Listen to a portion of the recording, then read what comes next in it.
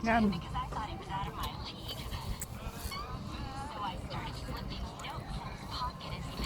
Sarap.